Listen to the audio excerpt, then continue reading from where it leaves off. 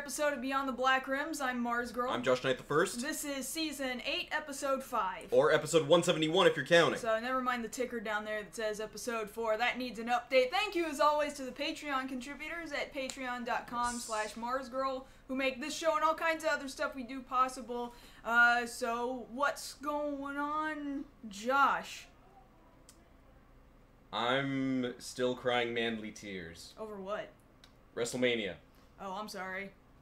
Why are you sorry? You were there. I'm sorry because it's not my thing and it doesn't bother me. Yeah, well, for one, I'm glad it was a good event, you know, unlike the last, several dozen pay-per-views they've had. Mm-hmm. But it was the fact that people were, and some of you watching there in the audience might know what I'm talking about, it was theorized for a long time that The Undertaker was going to call it quits. And then when he actually did at the end of the event, it was very emotional. You know, a man whose career started there in the early 90s, going on till now, going through all these different iterations. Like, he was a big part of my childhood growing up. To that extent, I can definitely understand being upset. I mean, I don't understand. I have empathy, you know. I can't entirely sympathize because I did not grow up watching wrestling, but I can empathize why you would be sad at the end of an era, something that's been there pretty much your whole life. Well, yeah, and don't get me wrong, I know what wrestling is, what pro wrestling is, but at the same time, yeah, when it's something where, I remember when I first heard about him, I was in elementary school, and I thought he was the boogeyman. Mm-hmm. I thought he was real. And technically, yeah, the man is still there. That's a man who's devoted a good chunk of his life to this entertainment for people all over the world to enjoy. So yeah, it's like a little piece of my childhood's moving on. So yeah, I'm still getting over it. Okay, to that extent, I get it. I don't fully get it, but I kinda get it. Yes. So yeah. You, on the other hand, found something very, in my book, weird, but you've decided that this is the thing you're going to focus on right now. Well, this new project that you're reporting on. Well, focus, I guess so, because it's not getting focus elsewhere. So, there's a series that just launched in Japan this past Sunday on TV Tokyo called Idol Senshi Miracle Tunes, or Idol Warriors Miracle Tunes, if you really need that one word translated. So it's a tokusatsu series, basically. At its core, you know, it's live action, and there's a transformation device and everything. The heroes are elementary and middle school girls, and they're idols, they're pop idols, and they defeat people with bad hearts by using their good dancing and singing and their musical wands.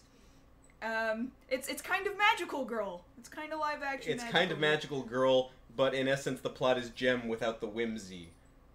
Well, it's a completely different kind of whimsy. It's if you're really into J-pop, J-idols kind of whimsy. You know, with the guys in the audience like, yeah, like it's that kind of show, but at the same time, like, I felt nervous. Like, you showed me this thing. I had never heard of it before until you brought it to my attention. Watching this thing, because the girls are so young, and yeah, that's the demographic they're aiming for, I feel like watching this thing, they're going to put me on a list or something. I felt real uncomfortable watching them. 2chan was already taking screenshots of upskirts on yeah, see, that's the kind of stuff I don't want. I don't want people knocking at my door like, hey, we heard you watched Miracle Tunes, come with us.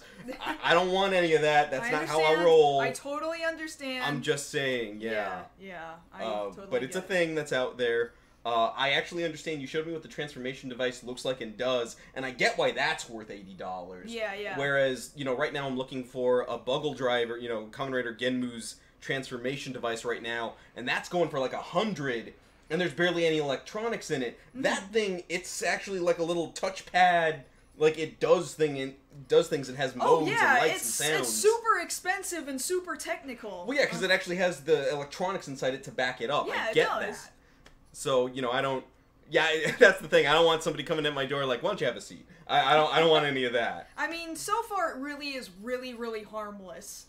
It for the most part, is incredibly harmless and is just young and cutesy. It's for kids. No, I absolutely believe that. But it's for, like, real young kids. Because, like, don't get me wrong, Kamen Rider and Super Sentai, anybody who's an adult watching it saying, oh no, they skew older, they know they're skewing with, there are adults that watch, no, they don't care. No, when you say they skew older, you mean to age 6. Yeah, what I mean is they skew to boys, and boys in their mindset, there's still this very clear divisive, this is for Uh-huh. boys and this is for girls. Well, this is clearly for girls. This is, like, so for girls, though, and it's, like, it also combines, like, the simplicities of, like, Lazy Town and Blue's Clues. Somehow, like, yes, I did see those two things. Like, she's got the little, it's almost Sailor Moonish the way it works. Like, oh, I'm a girl with pigtails and I don't know any better. And then there's this magical little pet thing that's telling me I can do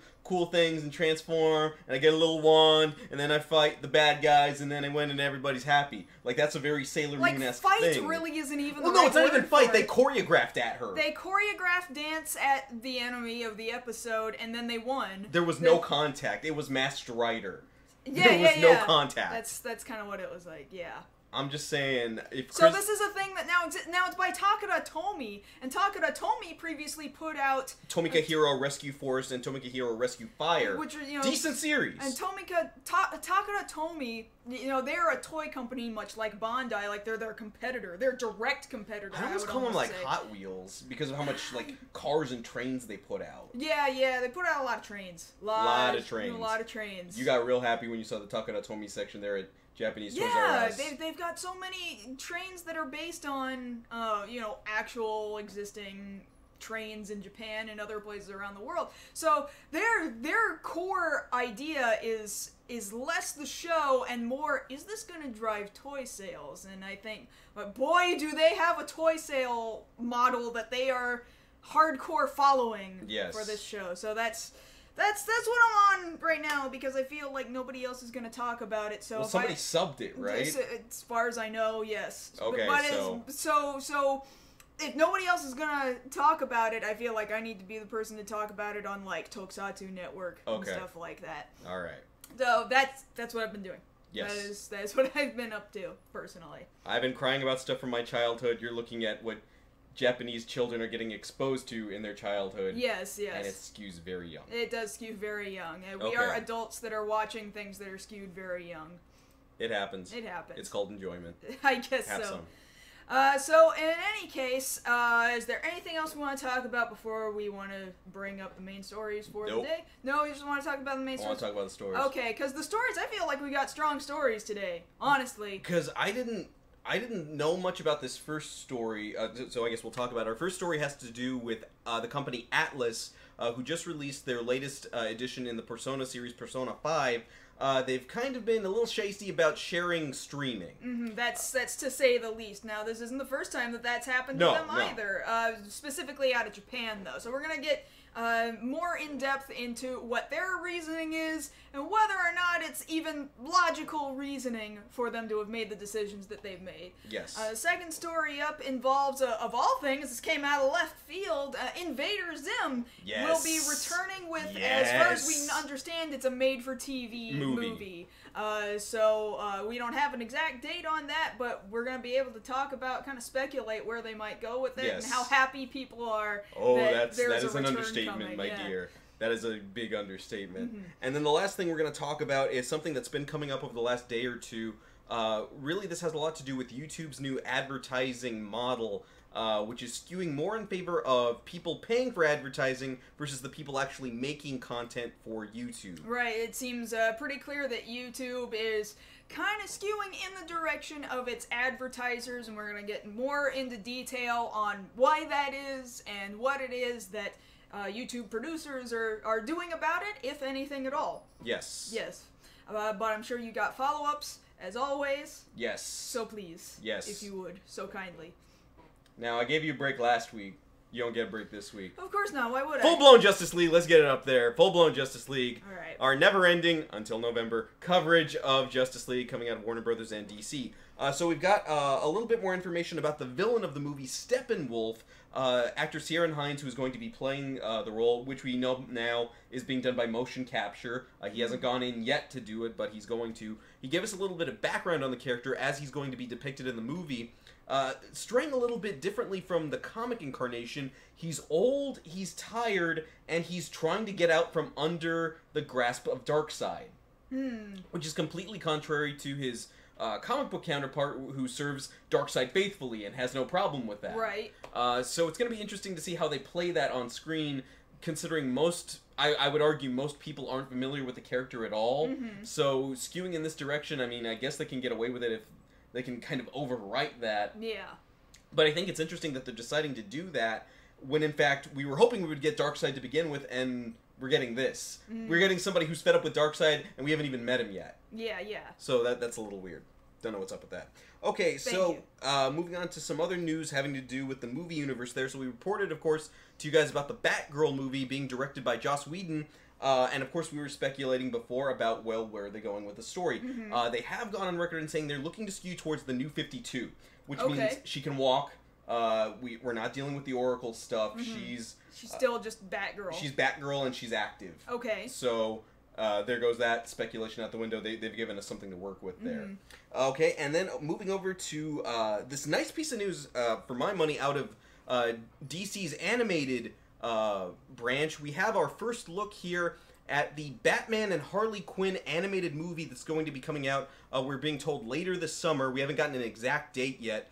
The cool thing about it is that we have both Kevin Conroy and Lauren Lester coming back to reprise their roles of Batman and Nightwing, respectively. Which I think is cool. Which is super cool. You know, Lauren Lester hasn't done the role in years, but it's nice to have him come back. Mm-hmm. They put some clips out online. Fits him like a glove again, not even a problem there. Of course. Interesting casting there for Harley Quinn. Instead of course, everybody loves Arlene Sorkin and Tara Strong. They're going with Melissa Rauch from The Big Bang Theory for the role of Harley Quinn for this movie. Their voice is just constantly changing. I'm not sure I'm into that. Yeah, like, I would have preferred if you were going to go with anybody who'd already played her. Tara Strong would have been just fine. I think she's capable of doing the voice, but the thing we were talking about yesterday is that it's not like, say, Arkham Origins, where they paid somebody to do a straight-up Mark Hamill impersonation. Right, that's They're true. having her play her Harley, not do an Arlene Sorkin impersonation. So I get that, but I get what you're saying, that her voice is constantly being recast over and over again. Yeah, yeah.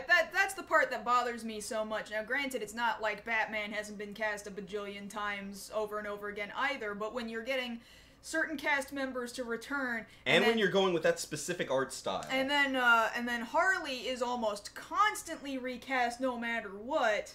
Yeah. That's the part that, like, it concerns me. They can't nail down a voice to go with a persona.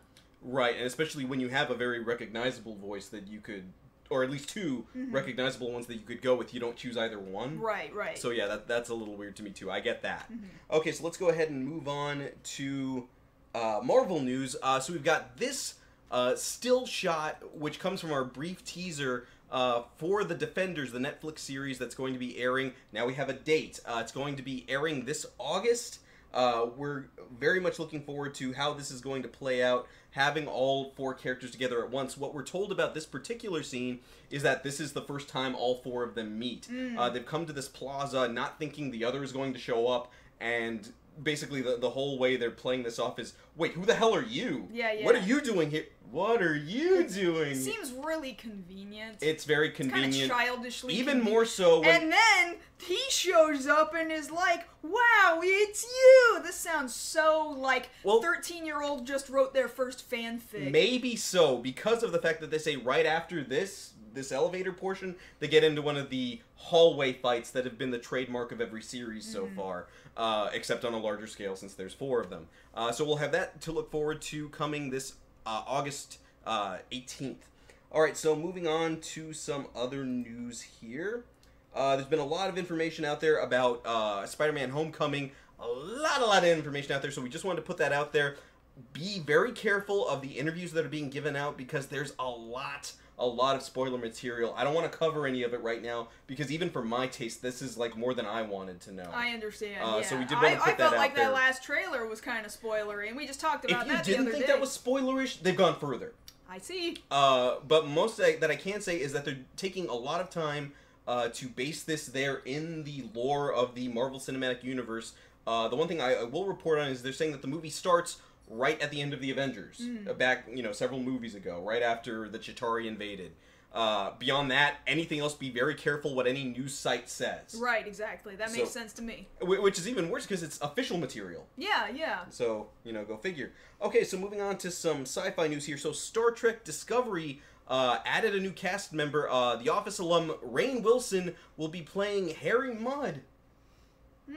They're still adding cast members. Yeah, but this is a cast member, like, he was in TOS. That character was in the original series, yes, and this takes place a little before the original series, but they're still adding cast members. See, this is the part that really concerns me. Well, it's a series, it's not a movie, so they can keep going and adding cast members. I'm concerned.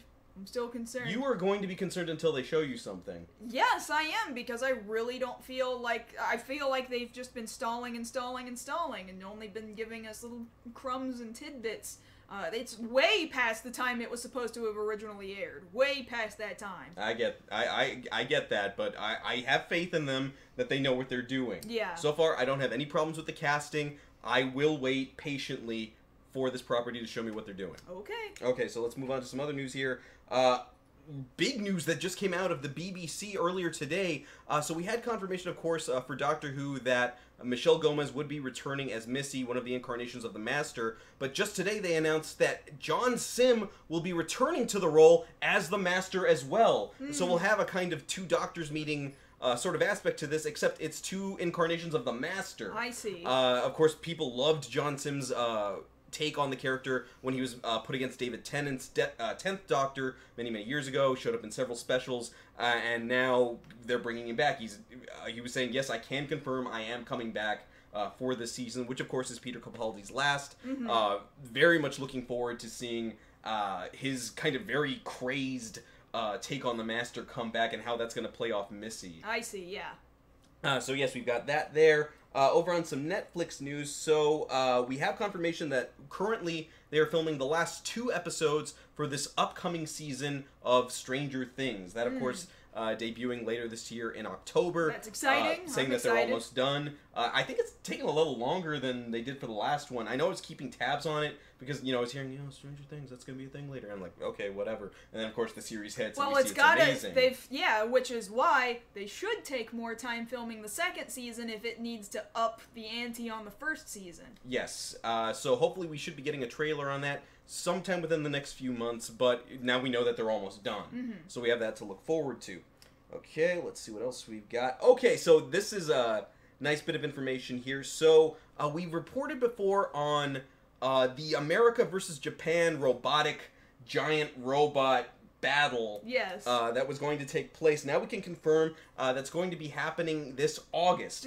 They won't say where yet, but the two respective companies, the American company and Japan's Kurata's company, say that they will announce that you can see the fight when it happens on their respective YouTube channels. It's gonna be pretty exciting because we hyped this up over a year ago. Yeah, and the thing about it is, in reporting about that, you want to hear the things that stick out to your mind. Giant robots fighting, real. Yeah. And at that point, our ears perk up. So the U.S.-based Megabots, which of course they launched that Kickstarter to get all the gear for their robot, they're going to have their streaming on their channel, and then Kuratas will have theirs. More details will be coming forth on that, but you better believe we're gonna watch that thing. Yeah, I'm gonna treat that like the Super Bowl. Exactly. Because I don't watch football, but I will watch this. Yeah. Oh, I'm definitely. We gotta get chips, nachos. Gotta get sodas. Yes. Everything that you would typically have at a Super Bowl party, but not watching. Take bets. Yeah, we'll take bets on that one. Definitely take bets. Not on air. Not on air. We're not gonna. We don't want the Federal Trade Commission coming down on us. We're just saying. Exactly. Okay. So moving on to some other news. Some people will say "I told you so" news, but it's news, so we'll report it. So Ghost in the Shell opened this weekend, and as a lot of outlets figured, it didn't do so well. I think there's a number of reasons why that. There's a number of reasons. One, it was going up against some very powerful movies, still holding strong. Beauty and the Beast, Power Rangers still doing very well. But Boss Baby, though. But Boss Baby, #1 at the box. Like I wish I could say that I was that shocked me. It kind of doesn't, because I feel like that's the mentality of, oh, America, it's animation about baby, oh, goo goo goo. And then you've got other people like Alec Baldwin, and I'm like, yeah, okay, I get that, but Boss, like, it would have been one thing for me to just report, hey, it didn't do well against Power Rangers, which is doing surprisingly well in reviews. But even Power Rangers kind of got knocked itself down a peg from weekend to weekend. Yeah, but it's not nearly the same as this over here with Ghost in the Shell, and we did see it. And of course, this is a news show; it's not a review show. So, just real briefly, I will go on record as saying I didn't hate it. I think it could have been a lot worse, yeah. I think they shoved in as much material as humanly possible, probably with the mindset of knowing we're not gonna get another chance, throw it all in, and that might have hindered it a little bit. But, you know, yeah. there is the stigma about anime movies. That's all it is, and I think people know that. I think the producers knew that. I think the audience knew that, and I think that assisted in it not making as much box office bank as it could have. But, of course, we'll report, well, not so much report, we can talk more about that in the post-show after tonight. Yeah, yeah. Okay, so moving on to some other news here. They have confirmed that they have started working on the next Evangelion animated movie. Well, good. Finally. I mean, I'm not... Ano can't stall anymore because they're going forward. Good. I mean, granted, I'm actually not as interested in the rebuild Evangelion movies I'm as still a little interested. Like, I was interested when the first movie came out. Then the second movie, I was like, I'm still on this, but then they had to introduce what's her new girl in pink, and then I immediately no longer cared. Oh, yeah. Immediately no longer cared. No, I get that. A lot of people didn't like her. Some people really like her. Some people really like her. Okay. A lot. So moving on to some other news, we had WonderCon this past weekend. They did confirm we will be getting Voltron Legendary Defender Season 3 later this year. Not a solid date yet, but we did get that confirmed from the cast. They also put out a funny teaser, of course, of the new villain, Prince Lothor. That's cool. That we're going to be seeing later, but of course it was an April Fool's joke. It was the face of a cow. You know, April Fool's, how we can't do everything. Oh, what is that? Oh, Alaric Dusk, thank you for the follow. You get cowbell. You get cowbell. All right. So yes, very much looking forward to that. I didn't bring it here onto the show, but you know, just off in the corner here, I finally got all 5 lions together, and I got Voltron built. He's a hefty robot. The Green Lion would disappear on screen. The Green Lion would disappear. Yeah, I guess I couldn't. And Pidge is one of my favorites. But yeah, that's coming out later this year from Netflix. Very much looking forward to that and the plot points that they left off on with Season 2. Okay, Yay. So another bit of news. Again, just today, we got a new, just as short teaser for the Full Metal Alchemist live-action movie coming out of Japan. It was real short. It was real short. It was, what, 50-something seconds? It was like 49 seconds. 49 seconds. Yeah. And this shows the transmutation sequence from the beginning when Alphonse and Edward get themselves in a little bit of trouble, shall we say, and ended up as they are now. Really, it's quite obvious that they're pulling heavily from the first episode of either Brotherhood or the original. It looks accurate. Yeah, it does, but I'm gonna be real disappointed if, like, the whole movie is about episode 1 of Full Metal Alchemist. Episode 1 and 2, yeah. Like, I want more than that. And you casted more people than that, so no, I don't want them to focus on it too long either. Yeah.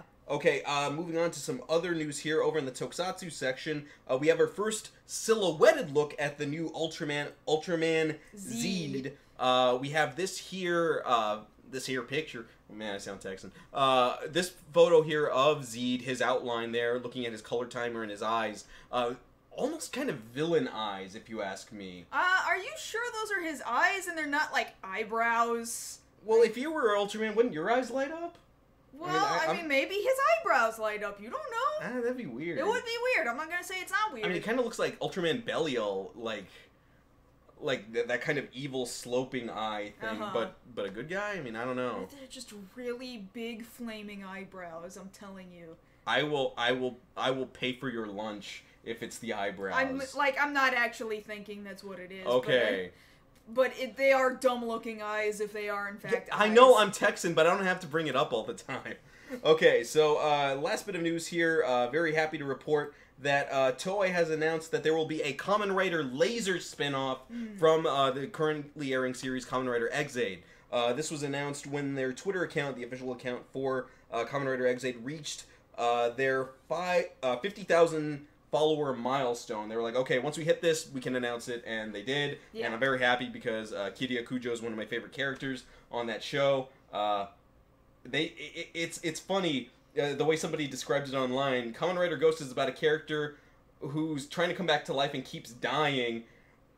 Laser is a Kamen Rider who died and keeps coming back to life. Well, in ghost, he keeps coming back to life, too. Yeah, but is his life worth living? Jeez! Was it? I mean, the show wasn't worth watching, okay, but jeez. That's close enough. But yes, very happy to report that Laser's getting his own spin-off. This, of course, adds on to the other spin-offs that we've got coming for Snipe and the one we already got for Brave. So, yeah, very happy to report that. All right. But that's all of our follow-ups for the evening. Let's go ahead and get into our first story. All right, so this is the big deal right now is that they're Atlus. Good job, Atlus. You've made a lot of people really unhappy. So, to describe exactly what has happened, so this past week, Persona 5 came out. Yeah, there's a Thunderous applause because people have been anticipating the stateside release for some time now. And now, granted, I've only played a handful of the Persona games, and I've never beaten any of them, actually, if I'm to be honest, and I do not own a copy of Persona 5. That having been said, I've played lots and lots of other Atlus games. There's, like, it's coming up on my timeline right now. People as we speak, literally, Persona 5 developer, and that's Atlus, threatens gamers who share too much of the game. That's a headline coming off of GameSpot right now, but everybody's reporting on this right now. So the basic idea is that Atlus has put this basically preemptive cease and desist. If you start to try and stream any of Persona 5, there were guidelines that they put out. Yeah, so there are guidelines, and this seems to be. It does not feel like Atlus USA necessarily wants to be putting these restrictions on their audience. It feels like this is coming out of oh well, Daddy Atlus Japan says we can't let them, so I gotta tell them we can't let them. So their rules are you can post lots of videos, you can post multiple videos, but none of them can be more than 90 minutes long at a time. And it can't be of the story. It cannot include major spoiler points of the story. And here's what I think is so funny. They say no major story spoilers, and I'll leave that up to your good judgment. That sounds like entrapment. It does, right? Like, how do you know? And how do you know whether or not it's coming? Like, unless you already went and read ahead and watched somebody else's spoiler But thing, you can't because they would have gotten in trouble. Yeah, then you don't know what's coming, and you don't know what part of it's going to be. Now, there is a very specific limit. It starts at the start of the Japanese school year, which starts in April. Okay, that's where the storyline starts. You apparently can only play the first, third, maybe, of the game publicly up until the calendar in-game date of July 7th. So as soon as up in the corner of the screen it says 7/7, then that's where you're like, oh, I need to stop playing this right now. I can't stream any of the rest of the game anymore. Which led to some people doing something really funny, like they'd cut out the top left-hand corner of the screen. So that they couldn't see it? No, not so that they couldn't see it. They cut out the top left-hand corner at the beginning of the game that starts in April, and then they just pasted that copied picture of the date and put it in the corner, so it always says that the date is April all the time. So some, old school put a picture in front of the security cameras crap. Right, exactly. That's ingenious. So yeah, Bless them. And this actually apparently was a bunch of restrictions that Japan had put on the game when it released initially in Japan a few months back. So this definitely feels like it's Japanese Atlus's restrictions. Yeah, but the thing about it is, they've had it for several months, and people over here, very ardent fans of the game, were keeping themselves from spoilers. Yeah. I know some people that were like, I don't want to touch this thing, I don't want to go on Twitter, I don't want to go on Tumblr, I don't want the game spoiled for me. But I also have to imagine, if you're out there watching somebody's live stream of the game, you're actually probably cool with spoilers? Yeah. You came for that? How are you going to get mad at a streamer who's streaming a game that has story in it? How dare you play the game? Do you understand how this works? The content has already been released. Exactly. All right? This isn't like oh no, somebody spoiled a movie that isn't out in theaters yet. No, right. this is released to That's the what mass trailers are for. Yeah. This is a game that's been released to the mass public. Now there were people who were debating, oh no, Sega and Atlus, they've also got streaming restrictions for Puyo Puyo Tetris too. Right. No, that's, like, I can see why you would think that, because Sega has also had this problem before in the past too, and considering they're both the same company now. But no, they had to come out themselves and say, we highly encourage our American and European fans to stream the game when it comes out. Now, this is specifically for Puyo Puyo Tetris. Yeah, Puyo Puyo Tetris. There are no PS4 share button restrictions. Realize, with Atlus's Persona 5, and when you're playing on PlayStation 4, the share button is completely and utterly disabled. So in order to stream from PS4, you'd have to do some really wacky crap, stuff like I do. Like, I stream my PS4 game to my PC, and then stream from there. So that's been completely and utterly disabled. But going back to Puyo Puyo Tetris, they continue on to say, we want them to share their experiences with the world, but we do ask them to please be conscious of revealing adventure mode story cutscenes. They're asking you to be conscious, but they're not saying outright, don't do it. I have to assume that that's because, well, these are, like, wildly different franchises. This is a puzzle game.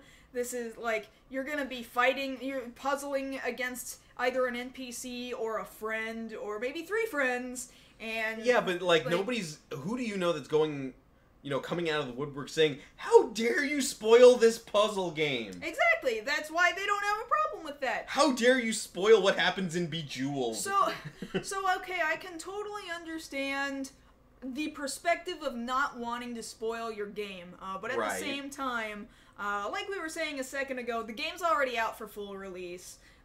It's like the floodgates are open at this point. And furthermore, I think the American portion of the company is understanding of what fair use is. Yes. I think there is maybe a difference between somebody who's just streaming the story of the game, their face isn't on camera, they're not talking over it. It doesn't become enough of a transitive work, I don't think. Right. However, if you do have a bunch of other stuff on screen, if you like have your face is there, if you're you have getting yourself, commentary. if you're doing commentary, if you're being especially entertaining, that transcends and becomes its own transformative work, and thus becomes an object of fair use, I would dare argue. And I think a lot of, even some lawyers would argue that same point. Yes. So it's Japan that really needs to kind of get with the program. This is coming out the same week that, once again, Team 4-Star was bombed out of existence for a little while, thanks to Toei, the Japanese portion of the animation company that creates and distributes Dragon Ball Z. So, everybody has problems with Toei. Toei does not like it when anybody uses anything of theirs ever at all. So, well, we'll end up talking about this more in our third story, but really, as far as Atlus is concerned, yeah, you do have to kind of get with the program as far as how your game gets released and how the public takes it in. Because I understand the Japanese do stream, but I don't think they stream nearly to the, not even extent, in the manner that a lot of Western streamers do it, where it is very interactive. In a lot of cases, it's advertisement. Yeah. People will decide, watching a stream, like, well, I want a little bit more information about the game before I feel like I want to play it for myself. I know several cases where I've watched a stream just to see if that was something I wanted to purchase, and it works. There are people who just earlier this very same week said, hey, your stream got me to purchase 2 of the games that I purchased this year. And I'm like, hey, that's cool. Yeah, see, that's the positive end on it. And I think Atlus would be wise to focus on that. Because when you start alienating your audience, that's your bottom line. Because they're the ones making you the money. It's not just them saying, please don't do it. They're saying, if you do it, you're going to get slammed with content ID claims, or worse, a channel strike or an account suspension, either on YouTube or on Twitch. So, also, just a little bit ago, we were seeing some other reports come up saying people are streaming the game anyway, because they're basically giving the middle finger to Atlus right now. Basically, the streamer's way of saying, come at me, bro. Yeah, exactly. Thus, you got the guy who cut out the date of April and put it Right. up in the corner on top of what the date actually is. So yeah, people are playing it anyway. So you've got people who are naming their streams really stupid things to get around it. Don't ban me, Papa Atlus. I tried to resist, but I want to start the waifu war. Fudge Atlus. Time to rebel against Atlus's stream policy. So, people are just like, come at me, yeah. They and the don't thing care. about it is, like, come on, Atlus. Arby's gave you a bump this week. Come on, relax. Yeah, you're probably gonna be fine, bros. Yeah. You're probably gonna be okay. So, more than likely, they're gonna ease up in like 3 months, because apparently that was what the case was with Persona Japan. 5 in Japan. Yeah. But all the same, by then, nobody's gonna be searching for Persona 5 anymore, because that's the speed of... Striking while the iron's hot is how it works for sales. It's how it works for streaming. You don't go looking for an old game generally after release. That's why, as of a few weeks ago, the top things being searched: Horizon Zero Dawn streams, Zelda streams. Yeah. You were looking for those. Yeah, you'll look for them later, but well, probably more Zelda than Horizon Zero Dawn, but that number's going to go down. Yeah, exactly. Significantly. And with this, you want people to be able to see your product, because, again, streaming in and of itself is a kind of form of advertising. And when you don't realize where your views are coming from, where your money's coming from for people who could potentially use their expendable income to buy your game, you're kind of shooting yourself in the foot. Yes. Yes. That's pretty much it, That's pretty much it, yeah. Yeah. Yeah, okay. Atlus, come on, man. Be better than this. We know you can be better than this. Yes. Let's go do something else better. Let's go ahead and do something else. Zim! Okay. Bring it up. Okay, so this is the bumper that came up. It says back here, I know you can't really read it, invading soon-ish. Yes. As there was a little teaser that was really just a voice teaser with the voice actors behind Zim and Gurr. Yes, Richard Horvitz and Ricky Simmons, or Roserick Ricky Simmons, sorry, I always forget the whole thing. But the fact is Zim is coming back. Yes. And I, amongst a lot of friends of mine, are very happy about this. I remember specifically, I was in college when Zim came out. And I'd stopped watching Nickelodeon itself for a while. That seems inaccurate, because when did Zim come out? It seems like it came out... Well, okay, I should rephrase. I started watching Zim in college. Yeah. Because, one of our good friends, Stacy, she was Yes, like, yeah. you gotta see the series, it's hilarious. And I'm like, well, I don't really watch that channel anymore. I know they had some good stuff. She's like, no, we're watching this. And she had us marathon, our whole group marathon through, season 1 of Zim. And I was like, oh, this is great. Yeah. Give me more of this. Because when I was it was on when I was in high school, and you and I are only a year apart. Yeah. And so I remember thinking, yeah, this is really cool, and then I didn't really have a concept of who Yonan Vasquez was at the time. I did. I did not. Because I had a friend who would bring in in high school. I had a friend of mine who would bring in Johnny the Homicidal Maniac That's the thing. comics. Only after Invader Zim got on the air did my friend start bringing in Johnny the Homicidal Maniac comics, and I was like, oh, sweet. Oh, I was really confused at the dissonance between these two things. Yeah, because make no mistake, for those of you who haven't had the chance to read, Johnny the Homicidal Maniac is dark. Yeah, it's real dark. But that was kind of the whole point there. And then it was funny going from that, that exposure to having just read the comics, and reading them wow. Oh, wow, man, I'm gonna pray for you, man. I don't know what's going on in your life. And then going from that and seeing that art style show up again on Nickelodeon, and then it's like, wow, this is amazing. Every so often we have conversations about what some of our favorite episodes are. I know mine is the episode when Zim gets that huge zit that he uses to hypnotize people. Postulio! And then yours, of course, mine has nothing to do with Zim at all, quite frankly. It's because with Dib. Well, Dib is absolutely my favorite character in that entire series. Because he's like, no, I have a perfectly clear cognitive view of what this world actually is, but nobody believes me. And he knows the difference between the real crazy stuff and the fake crazy stuff. Thus, the episode where he tries to disprove the existence of Chickenfoot, who's just a guy in a chicken suit who gets his zipper stuck, and he thinks he's stuck as a chicken forever, and so Dib has to chase him down screaming, "No! Chickenfoot, come back! You're not a freak! You're just stupid!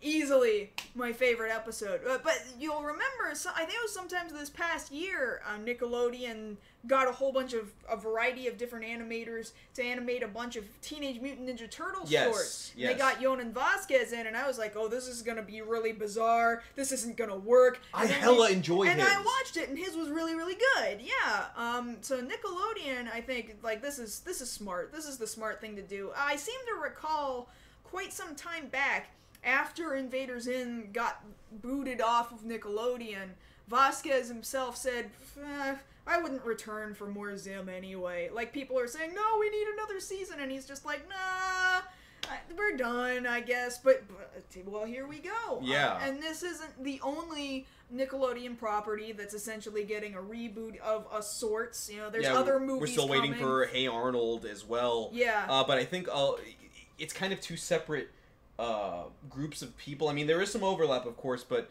Hey Arnold was much earlier in my lifetime, and that's one of my favorite series. And then I was lucky enough, I think, to be exposed to Invader Zim when I was. Right. That way I can enjoy the two. But really, there's kind of an age gap there. Yeah. But as such, there's some very hardcore fans for Invader Zim out there who have been, praying, oh God, please, let Yonan come back. Just let him come back. 2 episodes, that's all we want. Well, now you're basically getting like 3. Because it's movie length. Yeah, hopefully full-length, feature-length.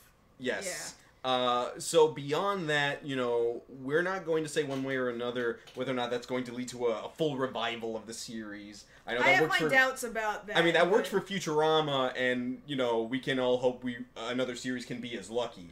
But you have to have the right people working on that, and the host parent company wanting to work with you like that. Right, exactly. Because you remember, Fox let it go several times, then Comedy Central was kind enough to be like, you know what? Let's bring you back. Let's see what you got. You got something left in the tank. Let's show people. With this, I imagine not too much is going to be different from the original incarnation. It'll probably be the same Invader Zim everybody knows and loves. I mean, the teaser, without even seeing anything, the vocals over this video indicate the humor sounds like it's pretty much the same. Yes. The same thing you knew and loved from before. So that's fine. That's exactly what I think people wanted. They wanted more of the same. Don't change too much. And the thing about it is that worries me, and I'll only stick on this for a second, is that I'm worried that they'll go the Square Enix route, where they'll make an announcement, and then they can ride on that announcement for quite some time. They say it'll be this year. Well, it better be. Yeah, that's my point. Because we don't have, you're right, we don't have a solidified exact date. Then again, isn't that the same thing true of the Hey Arnold movie? That's true. We're still waiting. Yeah. And I'm hoping that this does come to pass, because this is something I would like to see. If they want, I bet you anything, if Nickelodeon was smart, if they wanted to do it as a limited, like, Fathom theatrical release, limited time, 2 nights only sort of thing, they would make bank. Yeah, totally. Immediate bank. So I would imagine that that's something that they should probably try and look into. Otherwise, they'd be stupid. Right. You're letting money leak out of your pocket at that point. So yeah, we're waiting on some more information right now. Of course, very happy that it looks like they've got the whole voice cast back. Yeah. Not a worry there. In fact, it almost seems more solidified than Hey Arnold actually does. Well, we did get the voice cast back for there, and there was a couple of recasting choices there. But they don't have a teaser. They don't. That's true. Yeah. And this got announced today. Yeah, with a teaser. With a teaser. Even though it doesn't... Or not today, but this week. It doesn't have anything visual, really, to pull off of. Those voice actors already recorded some That's stuff. all you needed. Yeah. And that was enough for people, because you just hear those voices, and you see them in your mind so instantly. So yeah, very happy to report on this. We'll definitely keep you guys updated. For sure. Alright, we should talk about our last thing, then. And, oh, frowny YouTube-y face. Oh. Am I doing it right? I don't know if I'm doing it right. So long as you look uncomfortable, you're doing it right, I think.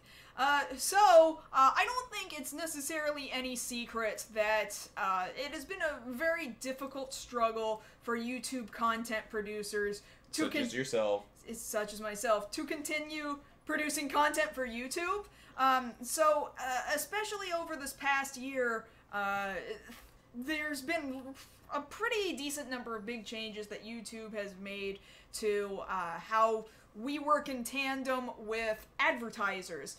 Usually, and this was true back when Blip was still a thing, alright?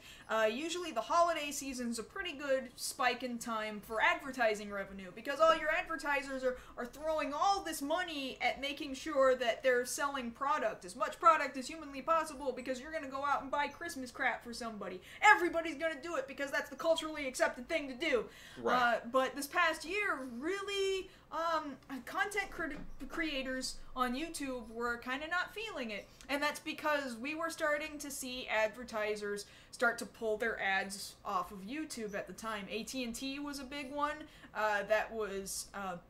They were really uncomfortable with the content that they were being matched to, and it was AT&T, Walmart was another one. They felt like, we don't want to associate with some of these people that you're putting our advertisements on, which then turned into this big debacle about, okay, well, we need to make YouTube more advertiser-friendly. How do we make YouTube a more advertiser-friendly place?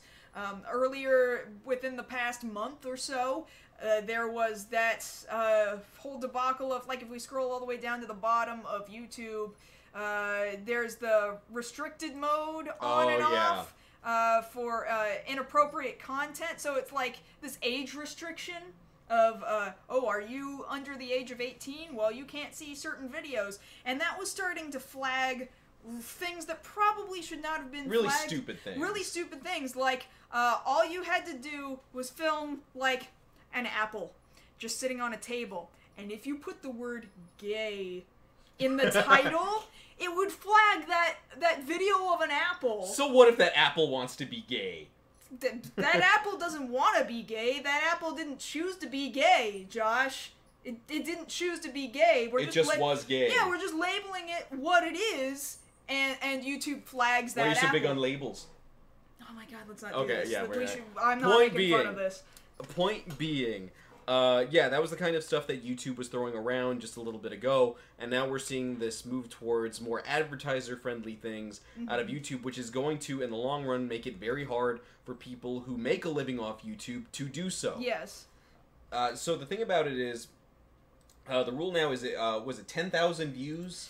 So yeah, this just came out today, guys. So this is all absolutely hilarious to me. I mean, hilarious in kind of a sad way. If your channel, now granted this is your overall channel, not just on one video, but your overall channel. All of your videos total. Your whole channel's videos, if they do not already total 10,000 views, then you are not going to be able to monetize your videos at all. And there's people who are arguing, hey, 10,000 views, you know, that's not a lot. Well, for a content creator like me, who's starting... Been at it for 10 years. Yeah, who's starting to edge up on 9,000 subscribers. No, that's not difficult to accomplish. But you had to get there. I did have to get there. It took me a long time to get there. And I'm not nearly as... what's the word I'm looking for? Notable? Yeah, maybe notable is a good enough word. I'm not nearly as notable as some other people out there. It's taken other people a much shorter amount of time to climb the ladder than it did me, and good for them, you know? But I think there are also people who are way less notable than me and have been trying their damnedest for years to climb this ladder, and they only get a couple hits here, a couple hits there, and they put in a lot of time and effort that they feel like is a full-time job, and they're basically being asked to do it without pay until they reach a certain criteria. Then you can get paid for doing all the hard work that you do.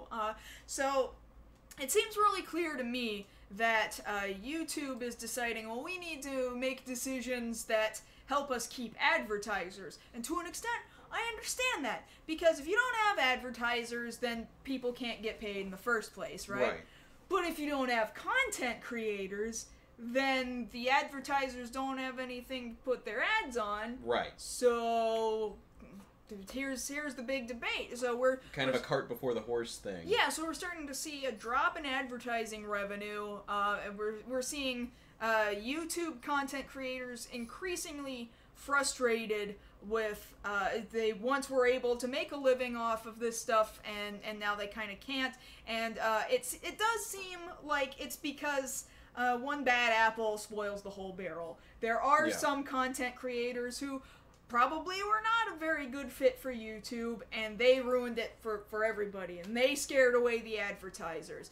Then comes the argument of freedom of speech and what you can and can't say. I wonder if what YouTube should do is maybe have a policy of what is a certain advertiser willing to associate themselves with? Can you choose what kind of content to be paired with? Maybe you should ask the advertisers rather than punishing all the rest of us. Well, yeah, because if you have producers. categories there on YouTube that you can search under, then surely the advertisers can choose to pair themselves up with something like, okay, we're Gatorade. You know, we want to advertise Gatorade. Okay, let's pair you up with sports videos. You know, so if I go looking up that would make sense. Clips from Monday Night Raw, you know, I see an ad for Gatorade before then. I'm like, okay, that makes sense. But like with other stuff that doesn't really correlate, it doesn't make any sense. Like, if I'm looking up a toy review for the latest Q Ranger toy, you know, I want to see how Cute Enno comes together. I keep getting Applebee's commercials. No, I was gonna say Outback Steakhouse. Like, why do I want to go? Why do I want to go to Outback Steakhouse? I'm not here for steak. I'm here for toys. Advertise a toy to me, and then that'll make sense. And then it's funny because they ask me, "Hey, did you like this advertisement?" And I'm always like, "No, this isn't even remotely relevant to my interests. Please find something relevant to my interests." Like, or they'll ask you those little quizzes at the beginning to skip the ad. Which of these beers do you drink? I don't drink any of those beers. Let me watch this clip from Ninja Steel. Like, that ad doesn't add up at all. Yeah. So yeah, you would think there should be a little bit more, like, no duh. Like, some of this isn't hard, but I think this ultimately goes back to the thing people have been saying about YouTube for the longest time of, you should probably have people doing this. Not just put down a policy and then hope it works out. Like, good luck, I'll check back, I'll put this policy into place on Friday, I'll check back Monday morning and see if the building burned down. Like, no, that's not, that's a lot of their policy making in a nutshell, and it's not working out. So, I see, like, for example, the concept of YouTube Heroes coming up in the chat. Remember when they announced that thing? Yeah, but where did that go? Did they implement it? Well, even then, with YouTube Heroes, that was, it's not just get people, when I say get people, get qualified people. YouTube Heroes was anybody who applied for the job. But YouTube is not willing to pay anybody. They just want advertisers to show up and give them money and not pay anybody to do jobs. But that's kind of the way a YouTube producer works. Like, if a YouTube producer doesn't put the work in, then nobody's going to watch the videos. So if YouTube themselves doesn't put the work in, then why would anybody want to advertise there? Which is why now people are like... Mic drop. For a while... and no, this is not 10,000 subs, this is 10,000 views. There's a big difference between the two. 10,000 views is actually infinitely easier to get than it is to get 10,000 subs. In any case, so this is why there's been an argument for quite some time over, well, we need to jump ship to another platform. People have argued for the case of Vimeo for a while. That's a possibility, but Vimeo also has a few relatively strict rules. Yeah, in order to VidMe's follow. another one. VidMe, I think, is the next best possible outlet. I need to reload some. I need to upload some stuff. Yeah, to VidMe. I also need to. I got a backlog. I've also got a backlog that I need to get up on VidMe. Right now, there is no way to get paid on VidMe other than through donations. But they're actually running betas on it right now. I was being told that by one of the developers over at VidMe, in fact. So I can absolutely attest to that, having had first-hand conversation with it, that yes, they are working on that feature. So if someplace like VidMe starts coming up, and if a big enough personality were to make a jump to VidMe, I think that would make a very strong argument in the case of having a rival company to combat against YouTube. Because that's the way business works. Having competition drives up interest in the market. That's just, that's business 101.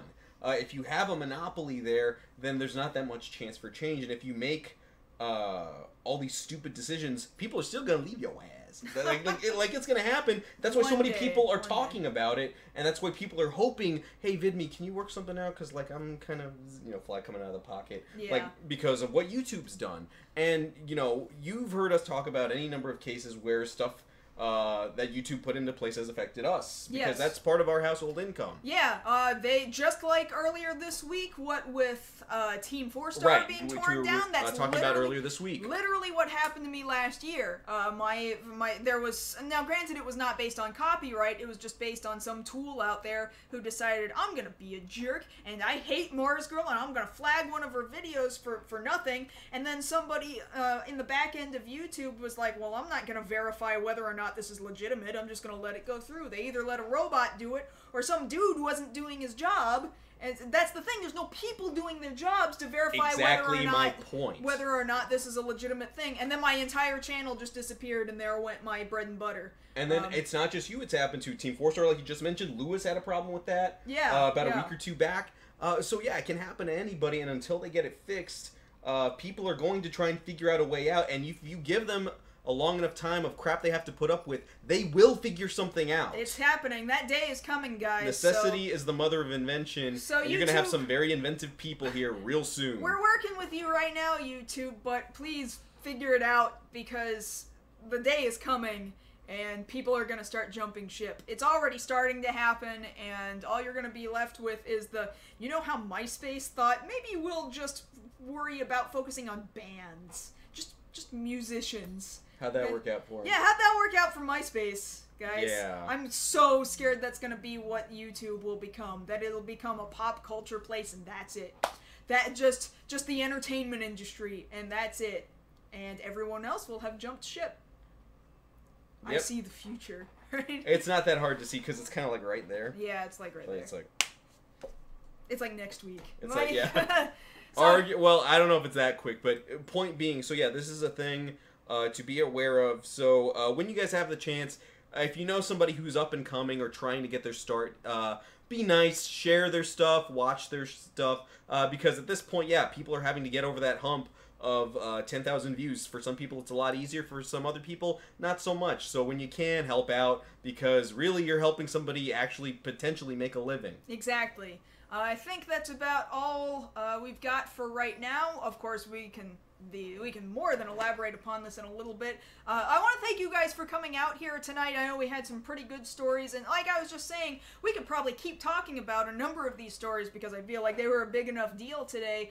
So if you are here with us live right now, please, I encourage you to stick around for another half an hour, because we're going to do our Q&A like we do every week, just for the next 30 minutes. If you're not here with us live, you're watching this after we've already recorded it, thank you for stopping in. It would be totally cool if you could get down here on Thursday nights at 9 p.m. Central, so that you could hang out with these cool folks who are always so cool and so fun to hang out with, and of course, you get the half an hour of Q&A that you never get to see otherwise. Yes, and of course, during the week, you can always talk to us over on social media. On Twitter, I'm at JoshKnight1st. And I'm at MarsGirl. That having been said, that's been tonight's episode of Beyond the Black Rims. We'll see you guys again next week. Take it away, Danny. Danny is a young sci-fi writer living in the UK. Everything was going great until one day he was captured by a beautiful woman, terrifyingly hot. Her name is Morphine, and she'll make you scream. Get ready for your adrenaline shot, 'cause she locked him up in the basement. She tortures him day and night, whips and chains and moans and pain. She forces him to write amazing sci-fi stories and release them to the world. It's Danny, the writer boy, and Morphine is Mistress Girl.